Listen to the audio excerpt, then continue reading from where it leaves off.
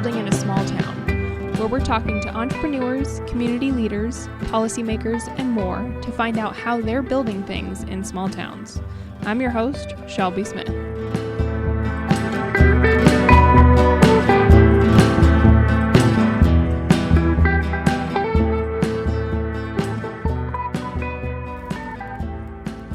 Hello and welcome back to the Building in a Small Town podcast. Today I am joined with Meagan of BlueMoon Holistic, BlueMoon Properties, BlueMoon all sorts of things. Yes, right. Hi, thank you. So good to be here, Shelby. Yeah. So we have BlueMoon Holistic Wellness, and we do have another company, BlueMoon Properties. So that's what I thought. Yeah. I thought there was a Blue Moon theme through it all. So I knew it was not just Blue Moon Holistic Wellness. Correct. There was an also property angle to it. Awesome. Well, thanks for joining me today. I'm excited to learn about all of the different adventures that it sounds like you have going on. So why don't you start with, did you grow up, you guys are based in Nevada now. You live in Nevada with your family as well, right? Yep, that's correct. Okay, but did you grow up in Nevada? Are you from Central Iowa? Yeah, so we have lived in Nevada, my husband and our 5 little humans, since 2012. And I originally was born in Belmont, Iowa, which is a little town about 60 miles north of Ames. And we moved to Ames when I was 1. And I lived in Ames all throughout high school and then graduated high school and kind of went here and there, always stayed in Iowa, and then met my husband. We lived in Gilbert for a little bit and then finally landed in Nevada. That's where we've been ever since. Ames High, right? That's yes, that's right. Yes, I know. It's on the gym wall. Had a lot of games against Ames. So is your husband from Ames as well then? He actually is from the Zeering area. So Okay. He went to Colonesco High School. Gotcha. So you guys are Local. Central Yeah. Iowa, born and raised kind of thing. So when you graduated high school, did you go to college? Or? I did. So I actually played volleyball, collegiate level, at Ellsworth Community College. So I don't even know what class that is. I think that's junior college. Yeah, is what definitely you would call not like it. 1A or It was anything like that. 2-year. Correct. Yes. Junior college. JUCO.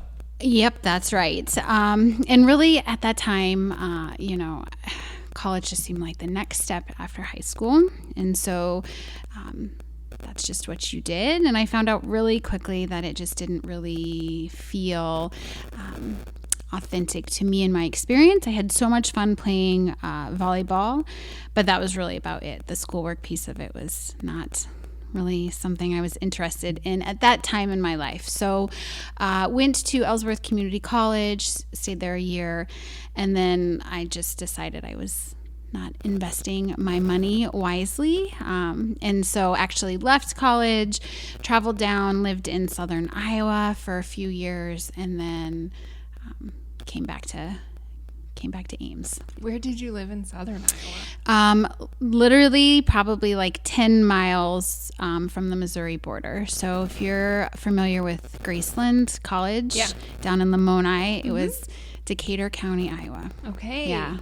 The poorest county in the state of Iowa. What in the world took you there? Just met some friends, and it was like either go there or move back home. And I just was really kind of a little bit of a gypsy at heart and decided to see where the journey took me, and that's where I ended up for a few years. And what did you do in Decatur County?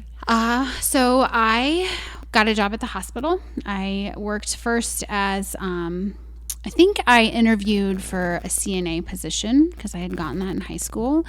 Found out that I was actually really good at that healthcare aspect. It was something that came super easy to me, and in high school I didn't really apply myself with the studies. And so I was enamored by the fact that something came so easy to me. So I got the CNA, and I originally think that's what I applied for many, many, many moons ago at Decatur County Hospital. But I actually got hired as a physical therapy assistant. So worked in their physical therapy department, and it was like just a lovely little work family. Yeah. Huh. So you did that for a few years, and then you moved back up. Yep. To Ames? Moved back to Ames. Why? Just felt like it was time intuitively. Like my time down in southern Iowa was done. You know what I mean? I just needed more. Right. I was ready to grow and come back home. Okay. Miss my family. Yeah. And so then did you stay in the hospital setting? Like, did you come back to Ames and work in Mary Greeley or McFarland? Yeah. Or? So no, I actually worked for a Rolling Green Village when I was looking for jobs. And back then, this is going to date me, but they actually still put ads in the newspaper for help wanted, right? We didn't have the LinkedIn like we do now. We didn't have anything like that. So I was looking in the paper, and there was a sign-on bonus for this particular nursing home, and I thought that sounded like a pretty cool gig. So went where the money took me, got that job, got my sign-on bonus, and ultimately that's how I found my husband, was through another friend that worked there. It's just kind of like, the stars aligned. And so looking back, that journey that probably made no sense to others that were on the outside looking in, like it was totally, it ended up exactly how it was meant to be. Yeah. So tell me, what was it like working in a retirement home? Like, what did you do? Like, what were you doing daily? Yeah. So, it's really hard work. So as a CNA in a long-term care facility, you are helping individuals, usually at the end of their life, with their activities of daily living. So everything that we do when we wake up in the morning, as we age out, that gets harder and harder. So really taking care of another human from the time they wake up to the time they go to bed. Yeah. And so everything in between. Yeah, literally everything that goes with it. Did you enjoy it? I did. Yes. Yeah. I really, I think there is something incredibly rewarding about having the honor of taking care of somebody, a soul, a human that has lived as long as they have, with that experience and that knowledge. I just I felt like it was an honor. I did. That's awesome. Yeah. So you were there. How long were you there? Oh, Do you remember? knows? A couple years? Yeah, sure. Yeah, I mean, really. I can tell you. So you know how like everyone talks about the COVID, that's when COVID happened, right? Like we have certain inflection points in our life that we kind of, it was back when this happened. So during that time when I was at long-term care, I, like I had said, met my husband, and we, shortly after we had met, it was just fate. We knew that, the stars had aligned, right? And so I was still at Rolling Green Village when we had our first daughter. So that was back in 2009-ish. So I was probably at Rolling Green for like 2.5 years. Okay. So you meet your husband. Yeah. Inflection point, obviously. Yeah. You have your first daughter. Yeah. Then what? So then at that point, I was like, I have to get my shit together. Like now it's time to, if not for me, I have to get all of the important adult stuff together for our daughter. So I went back to school, actually found out that I was really smart, like wildly intelligent, graduated with a 4.0. I went back for nursing at DMAC in Boone. We had another little girl, Olivia. She came about 14 months after our oldest, Lily. Irish twins. Yes. We got a few in the family. So then graduated with my nursing degree, I think around 2009. And then I already messed up on the dates. That's okay. Lily was born in 2007, so many moons ago, as I'm now playing this out in my head. But I did graduate with my nursing in 2009. So then it was time to get a big girl job, and so I did. My first job as a nurse was as a health coach for Story County Medical Center. We were the first health coach in Story County, back before health coaches were so mainstream and kind of like saturated. Now there's a health coach everywhere. And I Loved that job. I was specific. I really niched down at the hospital for diabetes. So I saw patients who had chronic medical conditions, but the one that I was tracking data on was for diabetes. Grew that health coach program, and then it's a critical access hospital. When you're good, you kind of just get more added to your plate, and so I kind of climbed the success ladder, if you will, there in various different roles at the hospital. Yeah, and a decade. And then at that point, then you just kind of felt like you had grown out of it, or I think you brought another human into the world sometime. Yeah. So sometime in that, on that journey, we brought our third daughter, Finley, who's now 11. She joined us. And when I left Story Medical, I was the director of acute and skilled, as well as health promotions, which included like community, corporate, employee wellness, plus cardiac rehab. And I was overseeing interim the ED.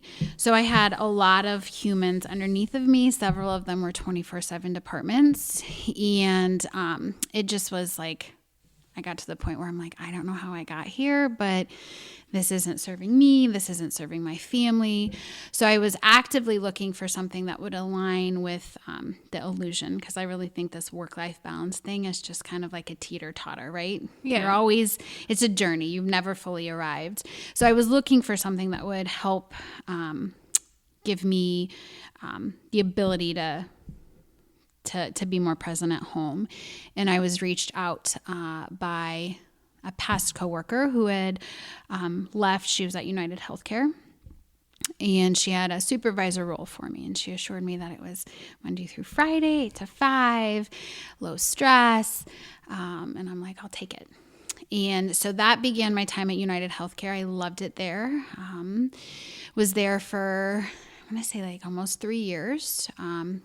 Working for a company such as UHG, it's an enterprise really. And so I learned a lot, cared for some really complex humans in their home. It was quite fulfilling. But then again, it was just kind of got to the point where that was actually right before COVID. So that was about 2019-ish. And I was traveling a lot. I was going to say, was it in fact 9 to 5 or 8 to 5? Yeah. No, so again, when you're good, right, you get more added. And if you've ever worked for, or if you know people who have worked for like United Healthcare or any of the larger enterprises, there's always restructuring that happens.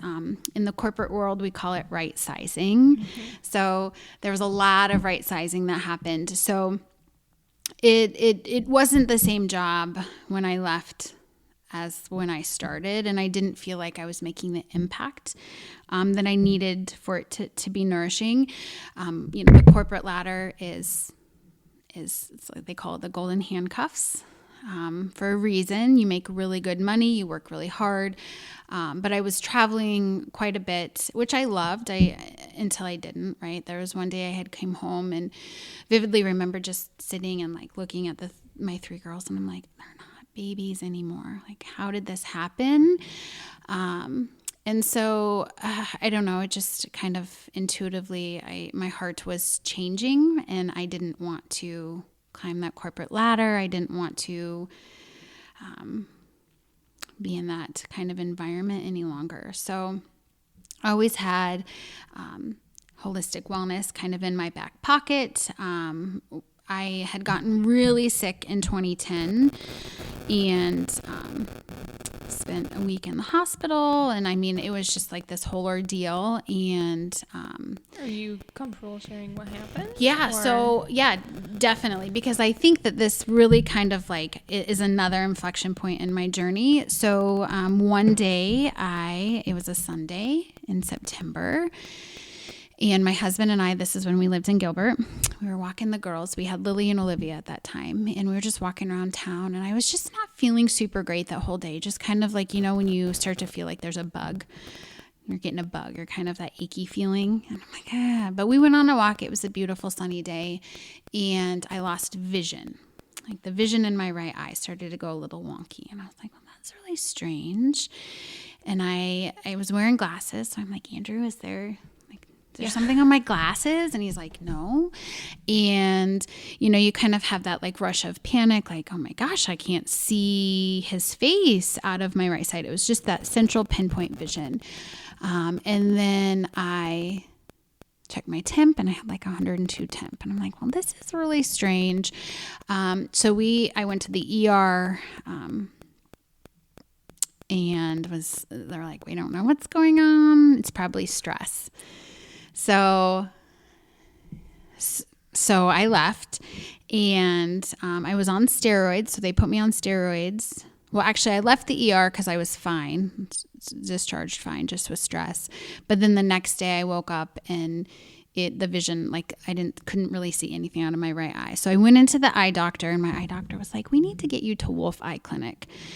So long story long, this could be a podcast in and of itself. I got my first taste of really, and I was a nurse at this point, but I got my first hand experience as far as like what it's like to be in the medical system without any answers. I think most of us, we take our good health for granted, and we just have this notion that if we get sick, we go to the doctor and they make it better and we go home. And that was not my experience at all. I ended up actually in Methodist for over a week. I was ultimately discharged with like the precursor to multiple sclerosis, so MS. I had some lesions on my brain and on my spine, but non-specific, meaning they couldn't diagnose me with MS because there's like, this flow chart you have to, yes. Yeah. And with any autoimmune disorder to get diagnosed usually takes anywhere from like 5, 7, 10 years just because of the nature of the beast. So when I had left the hospital with, several specialists, neurology, rheumatology, because no one really knew what was occurring. They knew something was going on, but it was just like kind of one of those, we have no idea. And so I played the game, advocated for myself significantly. That is when I really learned the importance of advocating for yourself. And the last time I had gone to see one of my specialty doctors, he's like, let's try this medicine. And I couldn't even tell you now what the name of it was. He said it's new, but I think it'll help your symptoms, but you probably won't be able to have kids anymore. So at this point, though, so you leave the hospital after a week, right? Yeah. And all of these tests, all of these things, do you have vision back in your eye? And I left out, like, long story long. I left out, this probably went on for a good 2 to 3 weeks. So I left, they gave me steroids, vision came back. Okay. So I was on a steroid taper for, I think it was 7 days. When I came off of the steroid taper, I lost vision in both eyes. And my fever came back. And that's ultimately how I ended up in Methodist for over a week. And so at that point, they don't know what's causing the fever. Right. Have they found the lesions on your brain and your spinal cord yet? Yep, that didn't happen until I was in the hospital. So when I was in the hospital, and Methodist is a school, like it's a school, right? And so I thought I was getting really good care because I had so many doctors. And really looking back, I was just a guinea pig. Yeah. It was a great learning opportunity, I guess is a more positive way to frame that.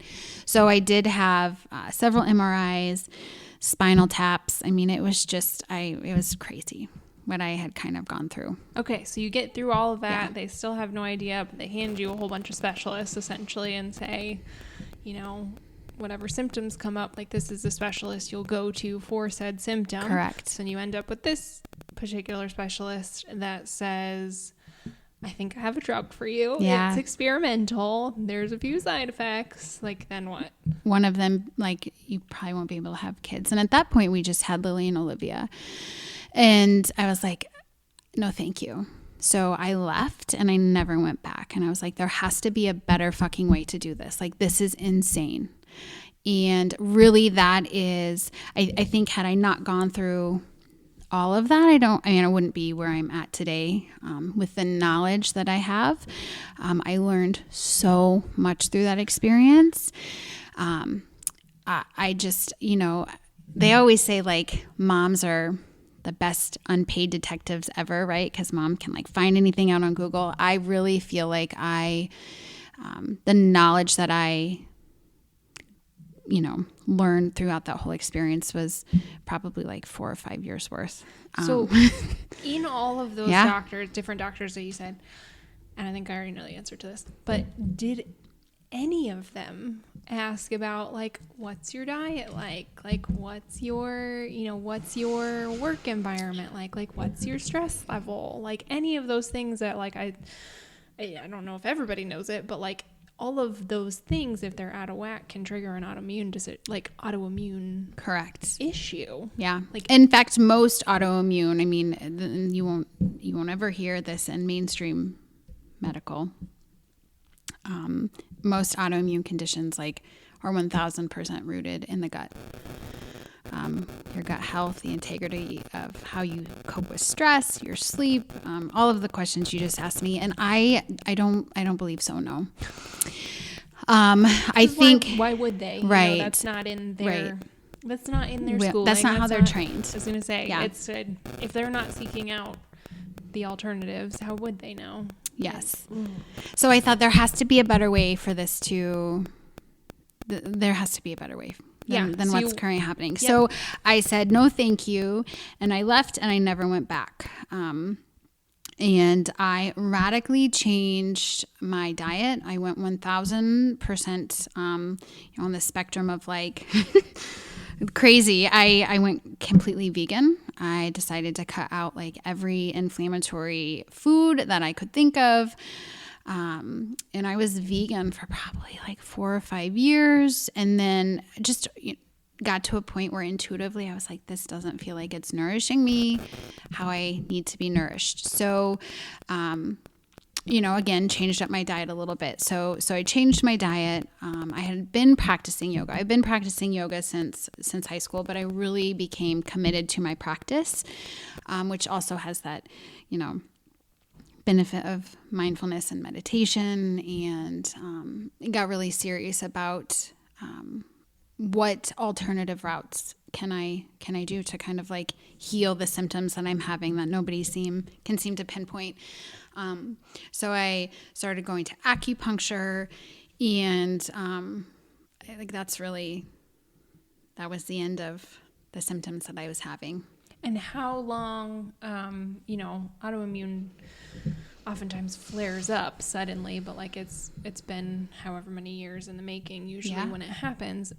How long did it take you to go from walking out of that doctor's office to, okay, like I feel like I'm getting this under control, to like, okay, like one day you wake up and you're like, oh, like these symptoms aren't here anymore. Yeah. So I really feel like, so the initial, and we're going way back in the memory banks here, right? So take it with a grain of salt, but I really feel like, as I reflect on that whole experience, the initial symptoms were the vision loss and then accompanied by a fever. So, and then all of the other things that I experienced after that, I really do think were reactions to the medicine that I was on. I had significant joint pain, but that can happen with a steroid taper, right? There was just a whole slew of things that just didn't really make any sense. But when I was able to kind of like get off all of that big pharma, and I want to say it was pretty quick, right? It wasn't, in hindsight. It probably took 6 or 7 months. Mm-hmm. But in the totality of your lifespan, just a blip on the radar, really. Yeah. So then you're still, as you healed and did all that, you're still in the corporate world. Yes. And that kind of thing. To circle back around. Yep. You're still in the corporate Coming back world. all the way around. Yes. So I had that in my back pocket into the corporate world. That's when I was like, I want to do something that really I just want to teach yoga. Is really what I want to do. I went and did yoga teacher training in 2013. And so I can remember telling my mom, a random Saturday. We were driving around and I'm like, this isn't serving me anymore. I just want to quit and I just want to teach yoga. And my mom's like, maybe you can still stay at your job and teach yoga, which is what I did. So kind of had been tossing about the idea of getting back into teaching yoga. I love yoga. It has saved me from myself countless, more times than I can count on my fingers and my toes. And I love being able to hold space for others, to allow them the opportunity to work out whatever particular stage of being human that they're in, right? And so I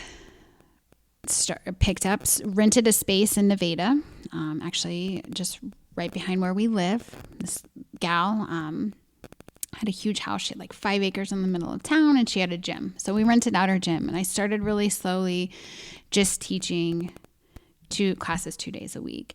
And I had a pretty loyal following from when I had originally taught in town back in 2014. So I just was like, hey, guess what? I'm teaching again, and classes filled. And got to the point where I could see like how this might actually like be a thing, right? And I really wanted to be on Main Street in Nevada. I love what Main Streets symbolize, right? Like Main Streets just have a feel, especially in Iowa. And I really wanted to teach yoga on Main Street. And again, I manifested. The whole stars aligned. We found a tiny little space on Main Street in a historic hotel in Nevada. Went and looked at the space with my husband, and it was like in dire need of some love, right? But walking through the space, I could see how it would work in my mind's eye. And so we just bit the bullet. We took it. And then I was kind of reflecting on, well, how can I make this full time? Like, how can I do this full time? Because I really love everything about this. And that's when I decided to go back to school to become a massage therapist. Back to my days in Decatur County Hospital. There was a nurse that worked there who was a massage therapist. And she worked primarily as a massage therapist, but had the clinical background of her nursing degree. And I always thought that would be the coolest thing ever, right? So that was like when the seed was planted back at Decatur County Hospital. And so that seed finally like grew into a beautiful flower. I graduated from massage therapy going on like two years ago. So then I was like, I think I can probably do this full time, and left my 6-figure job to open up, and work full time at BlueMoon Holistic Wellness. So, people always joke like, I'm going to open my own business. So I have, because I don't want to work 40 hours a week. And then we end up working 80, 85, 90. Yes, for sure. So that's kind of, long story long, the trajectory of how we got to BlueMoon Holistic Wellness. Yeah. So do you remember what it was like handing in that notice that you were quitting your 6-figure job? I don't remember specifics. I really don't. I was going to say, was it relief? Was it anxiety? Probably was it excitement? Probably all of the feels. Yeah. So, one of my really good friends, she was my boss at United, and we had been through a lot together. All of those right sizing, just the journey we had been on together was peaks and valleys, and so I think the hardest part about leaving that was just the friendships that I forged and made, and the salary. That was probably golden handcuffs are like a very real thing. Yes, and that's, for sure. I've heard it said before, and I know I've said it, it's come out of my mouth, that the world's most addictive drug is a monthly paycheck, or a bi-weekly paycheck. Yes. However often you get paid, like getting off of that drug is one of the hardest. Well, and I noticed your Rich Dad, Poor Dad, your book over here on the shelf, right? And if you read this book? I have not. So you're the second person to be sitting there and point out that book. Who was the first? She is a nutrition coach. Okay. Interestingly enough, and has a couple of rental properties. But she like pointed that book out too. Those books over there, with the exception of maybe like 5 of them, which I will read multiple times, are all ones I haven't read because I typically don't read 2 books. I don't read a book twice. But so that one's on my list of. It's a good book. When you read it, Mr. Kawasaki will talk to just exactly what you said. How we trade our time and our dreams for the security of a paycheck, which is an illusion. Yeah. And I've heard a lot. I'm pretty familiar with his whole thing. Yeah. That's why I haven't read it yet. Because I've heard him on multiple podcasts and things like that. So I get the gist of what he's about. I know he probably lays out the system in Rich Dad, Poor Dad. But I think it's one of those things that people overlook of just how like addicting that is, just how addicted to that security you are. And I always tell people too, like, not everyone is meant for entrepreneurship. Right. Not everyone's cut out for it. Like, I think that you can learn the skills to become it if that's like what you really want to do. But at the end of the day, it's not for everybody, and it can't be for everybody, because at the end of the day, like, entrepreneurs that build something really big need people to work within, that big thing that they're building. Totally fine. Like, there is no knock on that. From me, it's just, I appreciate the courage that it took, I suppose, to just walk away from that 6-figure situation and be like, you know what?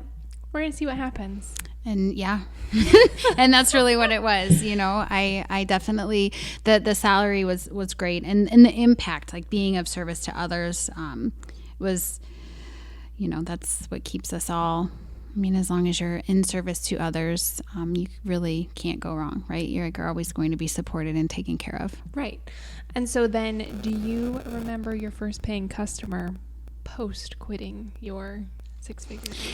So, oh gosh. Well, I remember when we decided that, okay, well, now it's probably time for us to get a little bit more serious about this whole business thing.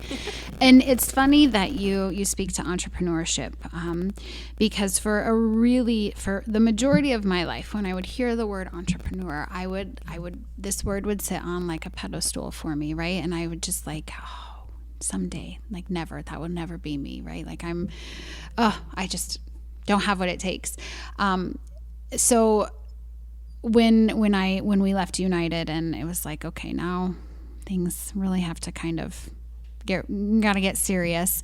I was working weekend package. I actually went back to the floor as a nurse when COVID hit. So like any sane human, I decided to go to the floor in the middle at the start of a pandemic. So I still had the weekend package pay that was coming in, but we knew that we really needed to get serious. And that's when we officially got like an LLC for BlueMoon, and we set up a bank account, all of those things I remember like really with great, with a rich memory, I guess, because it was kind of like, oh, these are big girl steps. Yeah. And I can tell you that my first paying customer, my books filled so quickly for massage, which I believe is a rarity, for your books to be as instantly booked as I was. But I'd been in Nevada for a while, was really active in the community, through the hospital, our kids go to school. So I think it's easier when you have a community that really rallies around you and supports you. So I can't remember who my first paying customer was, but I can remember the whole like getting an LLC and the bank account and all of that. Yeah, because then it felt stuff. I'd say it felt more real when you did that. It wasn't like you were messing around kind of a deal.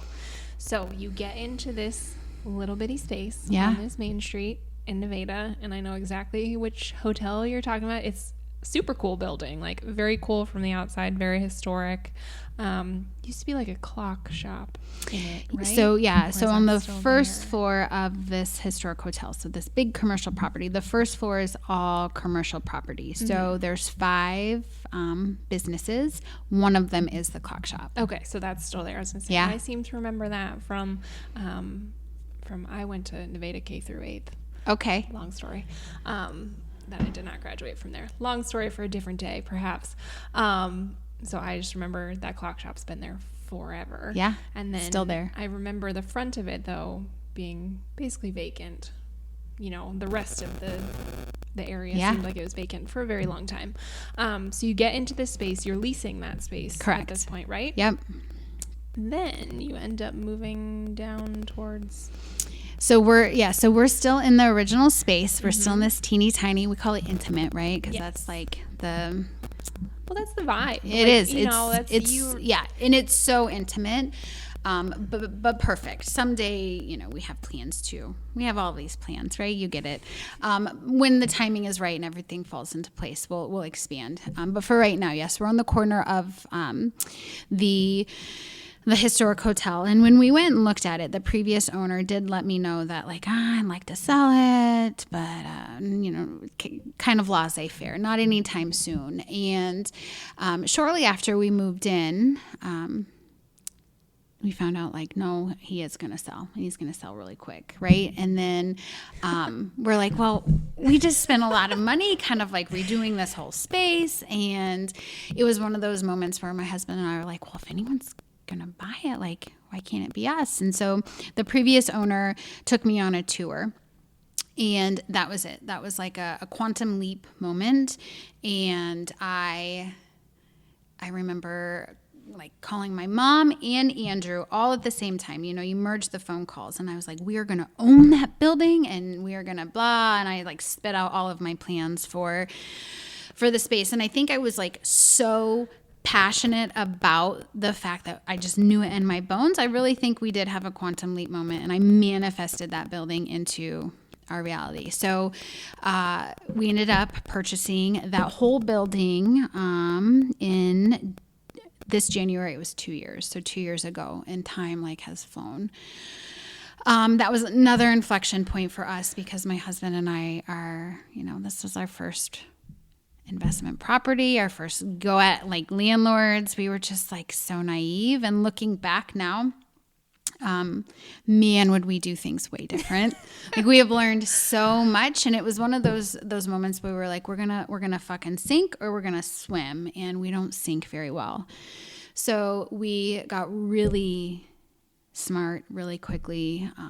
We kind of pivoted, and you know, we knew we lacked a bunch of knowledge on all things. Can you give me an example of, like, you're looking back now, you know, 2 years down the road, Sure. you go, you know, what the fuck was I thinking? So, like, yeah. Can you give me an example Sure. of that? You can Like, leave out names if you need to. I could give you 100. So if we were to go buy a business, because ultimately we purchased a business, it was a commercial. Yeah, it was cash flowing. I mean, it was a property, but it already had existing leases. Correct. It had all of that. Yeah. So we would need to see books. We got a piece of paper with like monthly expenses, and we're like, my husband and I are like so like honest and transparent. Cool. We're like, oh, this makes sense. Yeah. I mean, cash flows a little bit. And prior to that, like I didn't talk like cash flow. I didn't, you know what I mean? Like, yeah, those are all accounting words, and you were not in the accounting department. And I actively like pushed all of that stuff away. Right now, I am an open book. I want all of the knowledge, and that's where we've seen the most growth, I think, personally and professionally. So that would be one of the biggest takeaways. We're going to need to see like some QuickBooks. Yeah, you know, right? Yes, a little more than a piece of paper and your word, essentially. Yes, because what we found out, you know, insurance, the policy. I think the previous owner was paying like $500 a year. And we found out that for us, it was going to be some egregious, like $550 a month, right? Right. And then shortly after we took ownership, there was some political stuff, like the world went crazy, and gas prices like went through the roof. And it's a boiler system, so you know, we saw some months where our gas bill was like $3,300, right? And so those are big ouches when you were not planning for them. The boiler broke, you know, the first week. It was just so crazy. Yeah. There was just, my air conditioner, you know, all of the things that go along with owning a property. Yeah. So I think that for us, one of the biggest takeaways, like when we buy our next business, is I want to see I want some books. Yeah. Well, for sure. That being said, it's one of those deals that you don't, it all works out. It's all a learning curve. Yeah. You don't know what you don't know. Yeah. And when you do know, you do better. Exactly. And I think there's sometimes I look back and think about, building businesses and renovating buildings and things like that. And I go, I think if I knew what I know now, I don't know if I would have, started on day one if I knew what was coming down. But I think that's probably a better way to reframe it is when you do know, you do better. Yeah. I like that a little better. Less limiting, shall we say, in future endeavors. Yeah, for sure. Right? Yes. So you you end up buying this building. You have some surprise expenses. I got to imagine that the cash flows are maybe not covering those. Oh, not at all. I think the first time that we cash flowed, it was way after we had bought the building, and it was like $30. Yeah. And we celebrated that.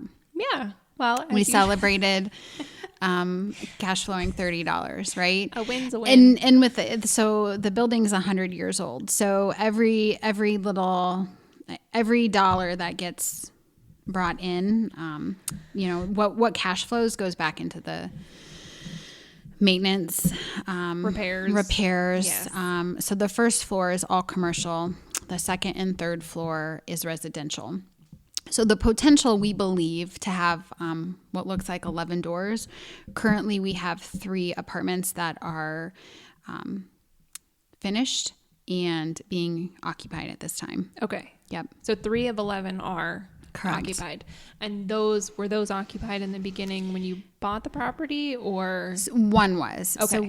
So 2 of the 3 were. And so our plan was with that third one, we were going to do an Airbnb. Mm-hmm. And my husband and I are both Geminis. So we're both dreamers.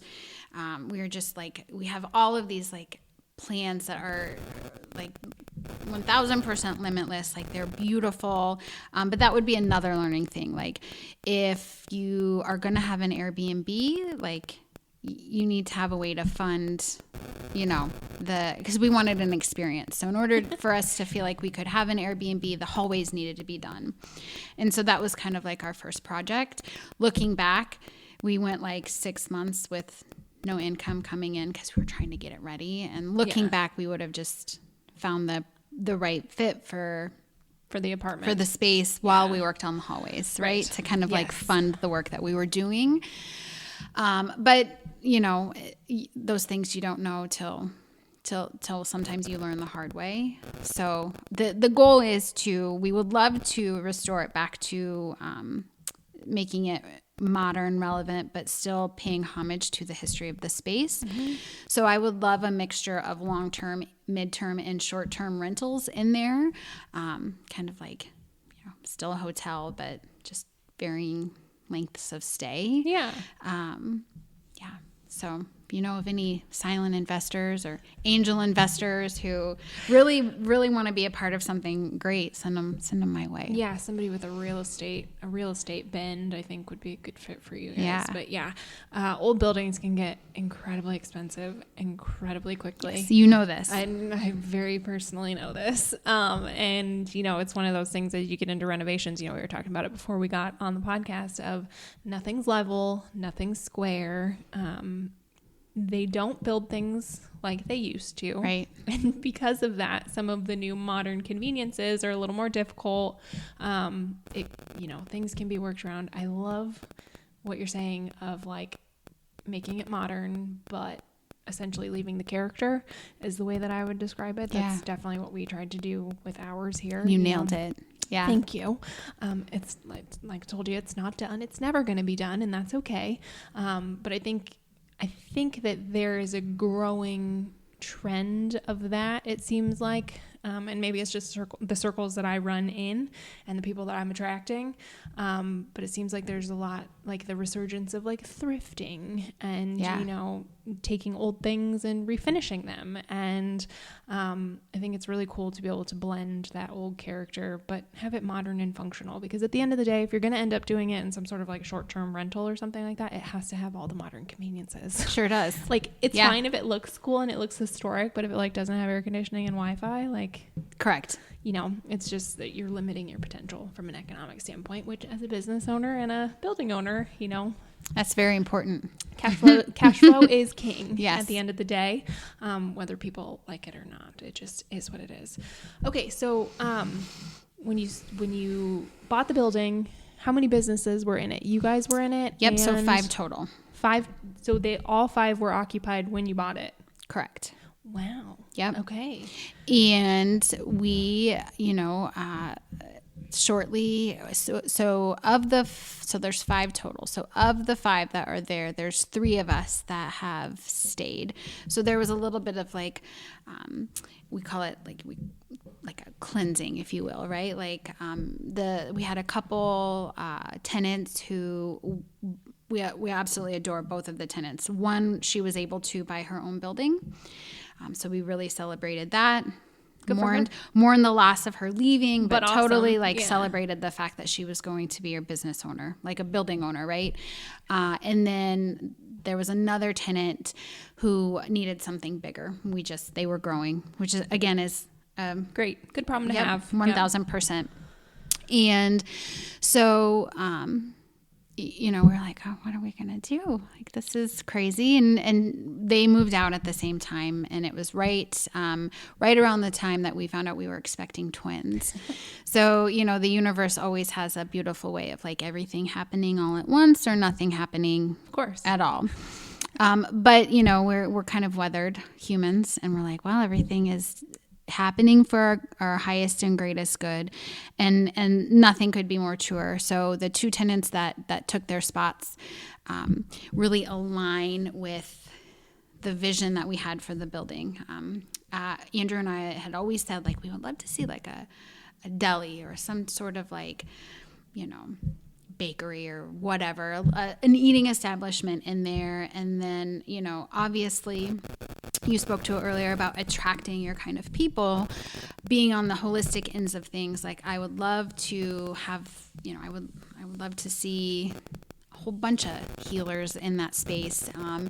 And so not only did we write that plan down and kind of put it out in the universe, but when those 2 tenants left, we ended up getting a deli shop, sweet and savory, right? Yes, yeah. They moved in. And it's so funny. Andrew and I tease, literally we're paying them to be there because, they pay rent, but we love everything that they sell. So we end up pretty much paying them at the end of the month to be there. And then there's Katie Britton. She's a nurse practitioner. She took the other tenant's spot, and she's got an integrative medical practice going on in the back, and really excited to have her in this space as well. Yeah, she graduated with my brother. Okay, so, yeah, yes. Small world. Yes. And I did see she's about a month in, I think now she's had her doors open. It's not been very long. Yeah, no, I don't even think it's been quite a month. I think her first day was January 3rd. Okay, I was going to say, it seems like it's really, really new. But yeah, that seems like a really good fit with the whole cohort you have going on right now. Okay, so you find out that you are expecting twins. Yeah, wild. Yeah. At that point, were you just oh shit, what did we get ourselves into? Oh heavens. Well, so Andrew and I, we had babies really young, so we always tease that we're old, but in the totality of the whole lifespan, we're not super old, but we didn't plan on having babies, 1 baby, let alone 2, this at this stage in our life. Because at that point your youngest was 10. Okay. When we found out. So she's 11 now. And so we had 8 years till we were empty nesters, and we, had all of these plans. We're going to finally travel and solo, that is. RV life. Yeah. RV or van life sort of a situation. Yeah, definitely. We were really excited for that. And,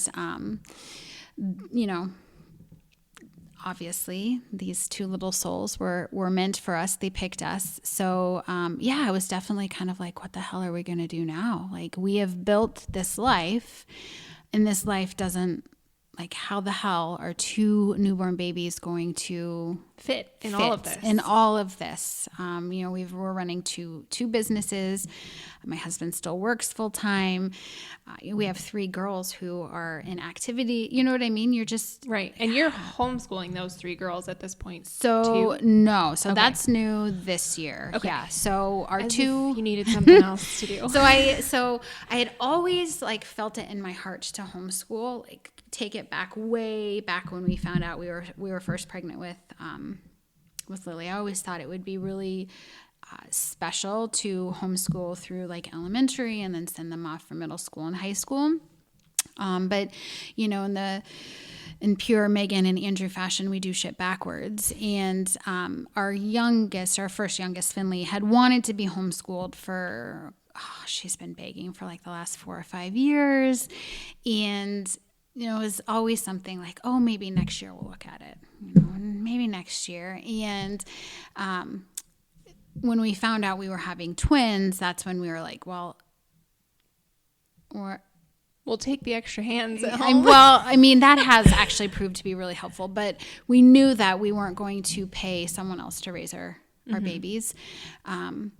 One, we maybe would have continued on the trajectory that we were at, but 2, it just doesn't make sense. Like I would literally be working to pay some other human to nurture my humans' minds, to instill values. And that doesn't make any sense. Yeah. So we had already pretty early on, we found out at 20 weeks. So halfway through the pregnancy, we were like, okay, well, we're going to have to I'll work at the business nights and weekends because he works, primarily during the day.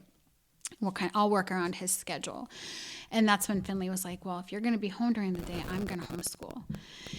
And it was that was the scariest decision out of all of the decisions that we've had to make in the last 6 or 7 months. That was definitely the hardest. I didn't feel like super equipped, which I guess looking back now, as a product of the public school system, if I don't feel like I have the skills and the knowledge to homeschool my children, then maybe there's something broken within the system, right? So we really kind of 2 days before school started, we were like, oh, let's just do it. Fine. So the hardest part was sending an email, okay, this is what we're doing with Finley. And it was so hard because, you're worried about what people think. You're worried about, are you making the right decision for your child? Ultimately, at the end of the day, nobody cares more about my children's education than me. Of course not. So Andrew and I were like, well, we'll just try it for 1 year, and she's in 5th grade. If it doesn't work out, then it'll be fine. She'll just go back to 6th grade and it'll be okay. So again, got really quick, really smart really quickly on all of the things homeschool, and still learning, everything's you never fully arrive in any venture in life. So every day is still learning something new about homeschool, about us, the dynamics of the relationship. Finley is the only one being homeschooled. Okay. Currently. Yeah. But so far so good. Yeah. Good. Yeah. No regrets on that one at all. There are days where I'm like, what the hell did we do? Sure. But that's just with anything. I was going to say there's days in public school, yeah. With your kids going to school. She's 11 going on, 27, I feel like some days. And I have noticed that the more that she's around me, the more that she takes on my characteristics.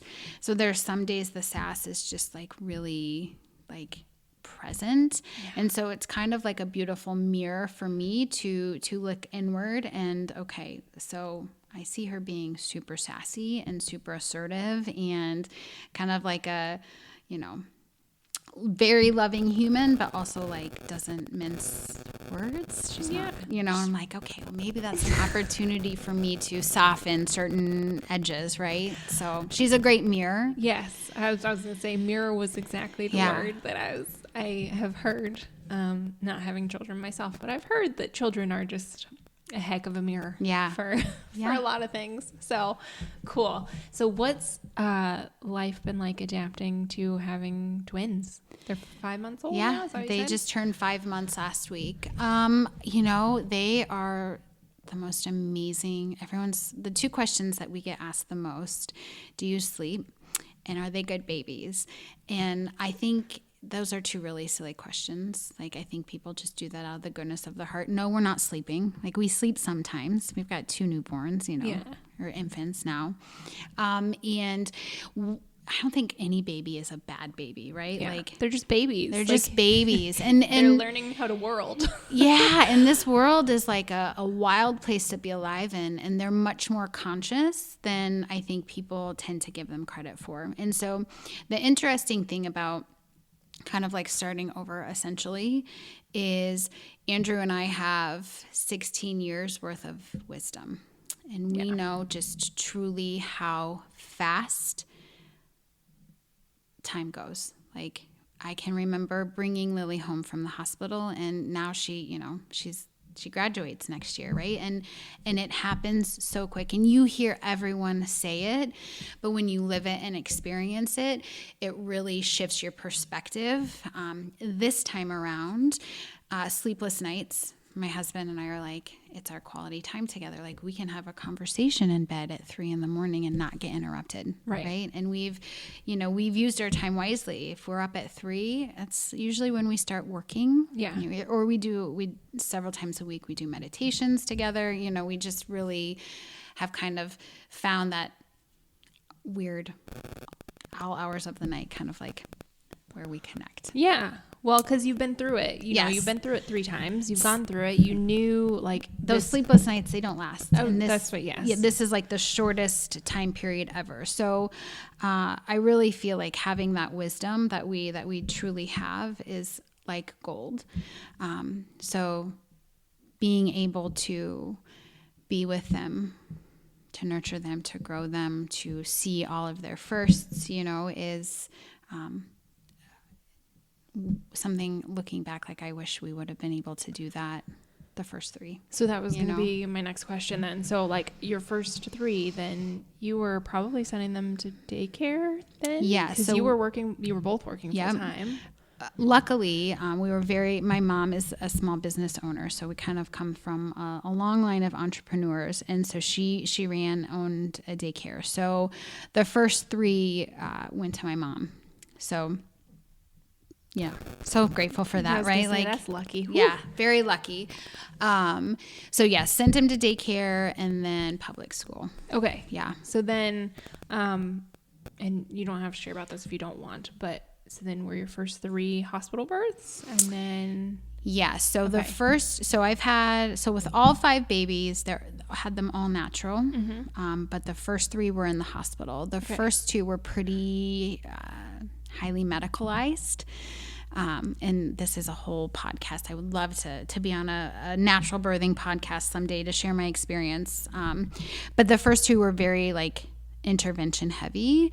And with my first daughter, I had never experienced birth before. I didn't know how to really advocate for myself. So, didn't have an epidural or anything like that, but I wasn't progressing fast enough. So, they're like, well, we have a medicine for that. It's called Pitocin, which,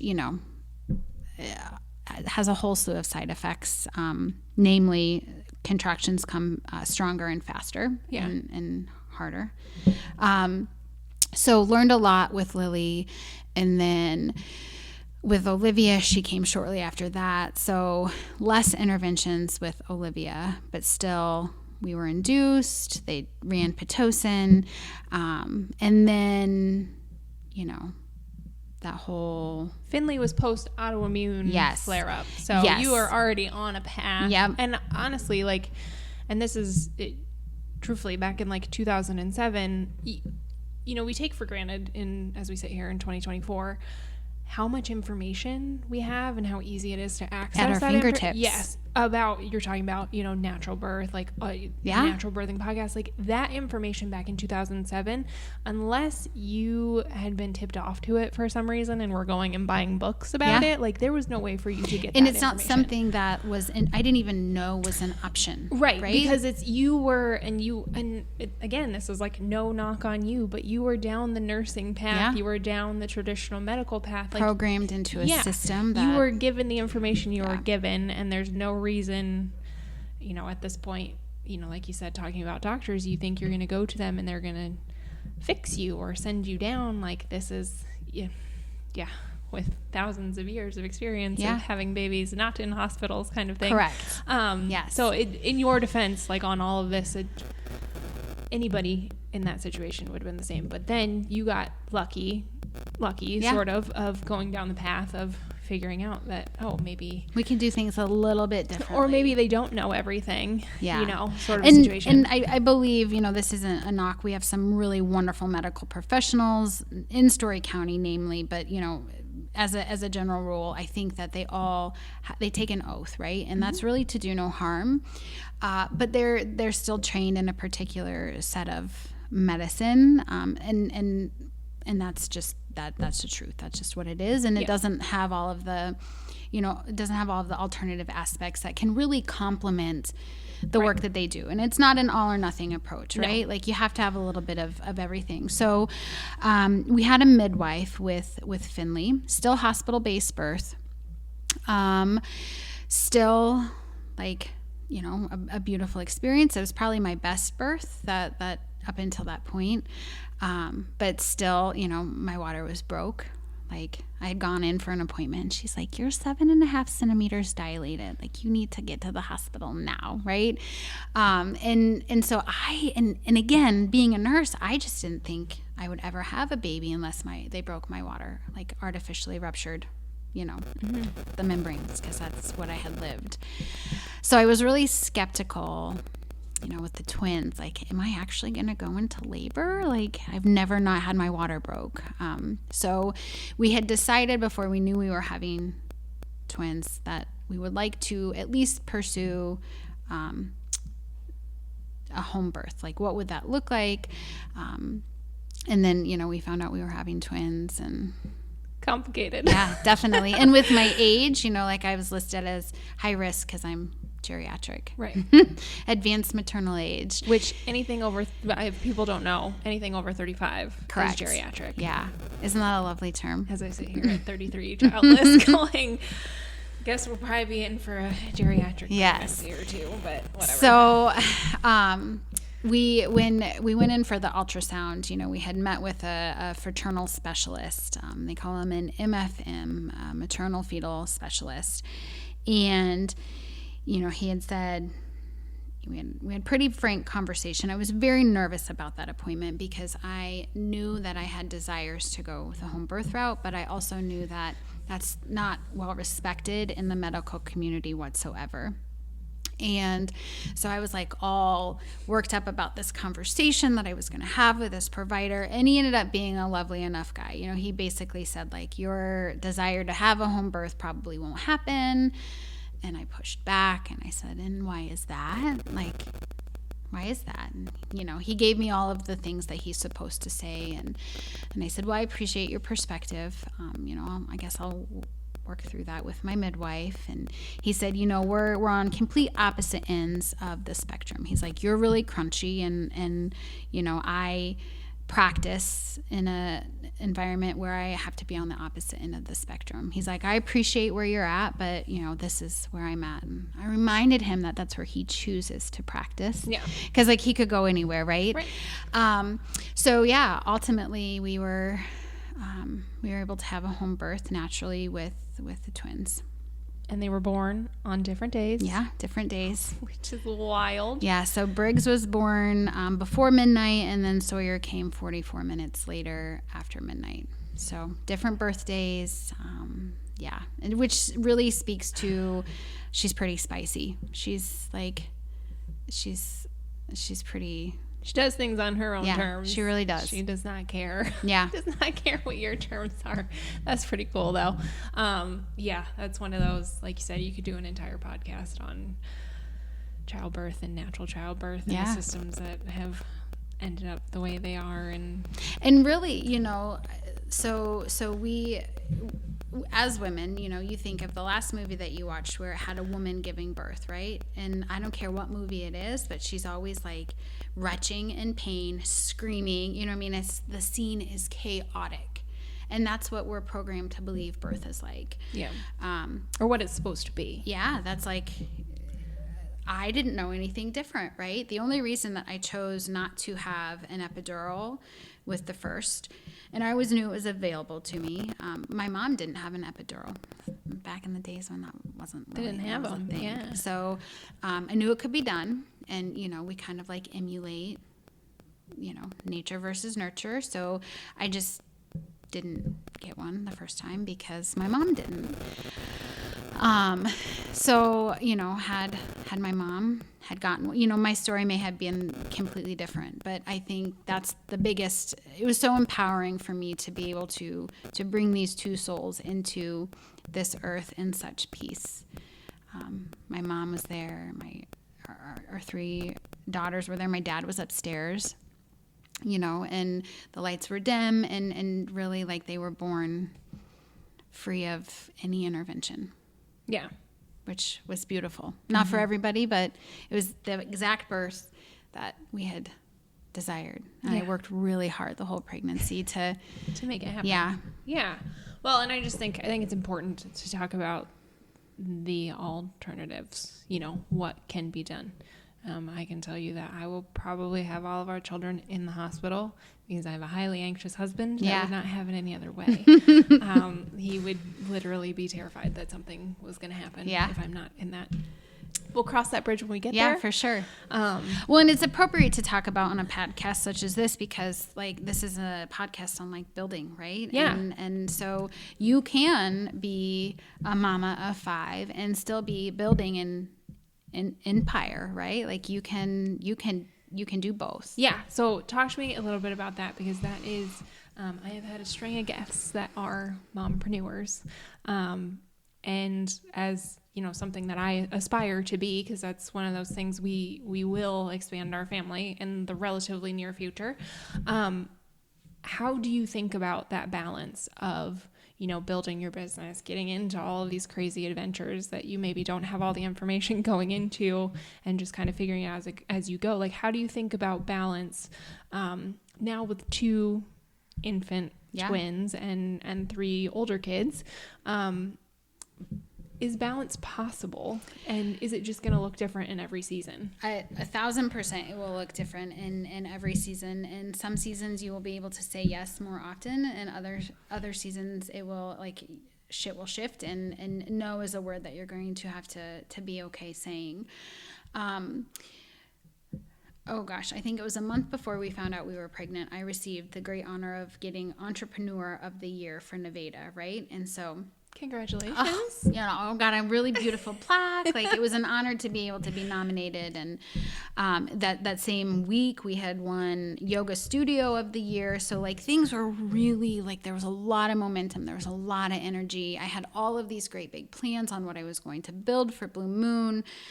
But my plans, obviously, the timing, just because I found out we were pregnant shortly thereafter. And a good friend texted me the other day, and she follows me on social media, and she had said, I am really enjoying, like, your posts. She used to be a stay-at-home mom. Her kids are a little older, so now she's back into the workforce of the slower paced lifestyle. I miss those days.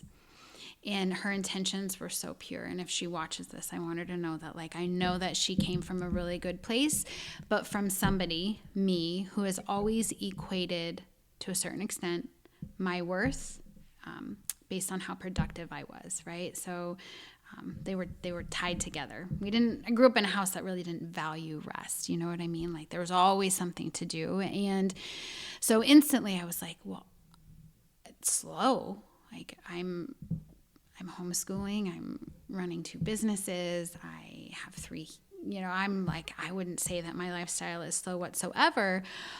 But what I think she was referencing is the shift in my priorities. And so they really have, in this season that I'm in, have shifted. And my role right now is to nurture like the family, and I'm able to do that and still be present at BlueMoon, the yoga studio, the massage, just not as much. So working nights and weekends, like complete opposite hours that I was normally working, but still being able to be present to serve. So it's totally possible. It's just you have to be okay really bending and allowing the fluidity of the plans to just organically shape. Yeah. And pivoting when necessary. And I'm thankful that, I've got such a loyal group of humans who really believe in what we're doing at BlueMoon, that have just really kind of like buckled up and stuck around for the ride, right? Yeah. Which is, I think that's an important piece, to figure out that support, that community. Yeah. And build it. I don't want to say build yourself out of the business, but in some ways you kind of have to. In this season of life, right? Like yes. I was working 55 hours before I had the twins. That's just not where I'm at right now, you know? So that means that my availability at the studio, especially for Reiki and massage, is not what it used to be. Mm-hmm. So yeah. And being okay and sitting with people's potential disappointment. Yeah. Or even that coming out of my mouth, I don't know necessarily that it will disappoint people if you have to step back and you can't take as many appointments and you can't do all the things. It's more, I feel like, the fear of disappointing You're right. them. You're 1,000 right. And for the people who, who aren't okay with my decision to pour more into my family life than my business life at this point, they're gonna find what they need elsewhere, and that's okay. Well, also at the end of the day, are you living for them or are you living for you? I think for all of the mom, what'd you call them? Mompreneur. For all of those out there, those aspiring, like the business has to serve you. Mm-hmm. In order for you to be able to serve the business, it does have to serve you. And that, I think, is something that takes people really long time to be okay with. Mm-hmm. Yeah. Yeah. And I don't know, again, running theme with this, I don't know if you ever fully arrive with being okay with it. I think there's always, and maybe that's just me, I think there'll always be that little inkling, but it's a season. Yeah, no, I think you're right. I think it's one thing to say like, oh, the business is going to serve me, but to really embody that, to live it, and to be okay with it. Yeah. That just is a day by day kind of mindset shift. Yeah. So then, what are you most excited for in the next 12 months? Oh my gosh. Oh, and now this is where the Gemini, I must pick one thing. I really think it's funny that you use the word excited, because I don't know how many times I have told my husband, like, I'm just really excited about like what this next year is going to bring. Probably no less than 8 times in the last month. Like, I'm just really excited. Intuitively, energetically, I'm just got a feeling. And what am I excited for? I have no idea. I'm just open to receive. I definitely, I think I can see some things coming into fruition for us, professionally, personally, but we'll see. Like the plans that I have for myself are not nearly as good or beautiful as the plans that the Creator and the universe has for me and my family. So I definitely have a lot of excitement about this year. But I'm just open to receive, right? Right. It's a vibe. Yeah. So I answered your question without really answering your question, but I am genuinely excited about what's in store for us, because I think we've kind of been in a, for a while there, it was really chaotic from the time we found out we were pregnant. And I was really actually very sick. I had hyperemesis gravidarum the first several months of the pregnancy. So things were super chaotic. And then that got better. And so I feel like, we kind of had a season of like a lot of unknowns. Of turbulence. That's a very good word. And so the seas are a little bit smoother sailing right now, so really excited to see what's on the horizon for us. Awesome. Very good. Well, is there anything else that you want to leave people with? Oh my gosh. Yes, probably a whole handful of things. But I think my husband said something earlier today in passing. We've just seen each other in passing today, especially. And he had said, if you find yourself in the service of others, you're going to be okay. He gave a talk at the high school to a bunch of young kids about, the decision to go to college, to not go to college. What does that look like? And really the idea of, a fixed mindset versus a growth mindset, and how can you align more with the ideas around, how do you embody more of a limitless kind of mindset shift as opposed to the lack and limitation. And really, he said, if you find yourself in the service of others and you do it to the best of your ability with a heart-centered attitude, you're going to be just fine. And so I think like that's really appropriate for this podcast, for all of your listeners, your entrepreneurs, really small businesses, and those who are building their empires are often in the service of others. So I think that's probably a really beautiful way to end our time together. Yeah. And thank you, like from the bottom of my heart, for allowing me to be in your beautiful space and to have a conversation. It's been a lovely, lovely time. So thank you. Been amazing. So one last thing though, where can people find you? Yeah, so you can find me. A quick Google search of BlueMoon Holistic Wellness will direct you to our Instagram page, our Facebook page. My number is all over the interwebs, so you can contact me. Text. I'm not great at phone calls because during the day things are got busy. A few things going on. Yeah, so email bluemoonholisticwellness@gmail.com. You can find out more about our yoga classes, the services that we offer, Reiki massage at www.bluemoonholisticwellness.com. We like to hold monthly healing events. We have some free classes every month. So that's really where you can find more information. Very good. Well, thank you so much for sitting down yes, and thank sharing you. your story today. I really appreciate it. Yes, no, thank you. All right, catch you guys next time.